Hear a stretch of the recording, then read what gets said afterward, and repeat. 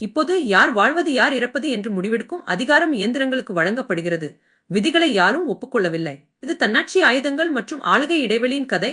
நம் காலத்தின் மிக முக்கியமான, குறைவாக கவனிக்கப்படும் பிரச்சனைகளில் ஒன்று. தரையில் உள்ள யதார்த்தத்துடன் தொடங்குங்கள். இன்றைய மோதல்களில் ஆயுதங்கள் மாதம் தோறும் அதிக தன்னாட்சி பெறுகின்றன. இறுதி நொடிகளில் தங்கள் இலக்குகளை தேர்ந்தெடுக்கும் ட்ரோன்ஸ். ஒரு மனிதன் தளர்வாக மட்டுமே மேற்பார்வையிடும் போது அடையாளம் கண்டு தாக்கும் அமைப்புகள். ஐரோப்பாவின் புதிய பாதுகாப்பு திட்டங்கள் ட்ரோன்ஸ் குவாண்டம் தொழில்நுட்பத்தை சுற்றி வெளிப்படையாக கட்டமைக்கப்படுகின்றன. இயந்திரங்கள் ஏற்கனவே இங்கே உள்ளன, ஏற்கனவே முடிவெடுக்கின்றன. இப்போது இடைவெளி. இவை அனைத்தையும் நிர்வகிக்கும் சர்வதேச விதிகள் பல ஆண்டுகள் பின்தங்கியுள்ளன. இராஜதந்திரிகள் ஒரு தசாப்தத்திற்கும் மேலாக தன்னாட்சி ஆயுதங்கள் குறித்து விவாதித்தனர்.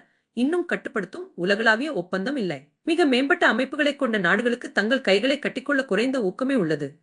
பயன்பாடு முன்னோக்கி ஓடுகிறது, ஆளுகை பின்னால் தவழ்கிறது. இது எந்த முன்னணியிலிருந்தும் தொலைவில் உள்ள உங்களுக்கு ஏன் முக்கியம்?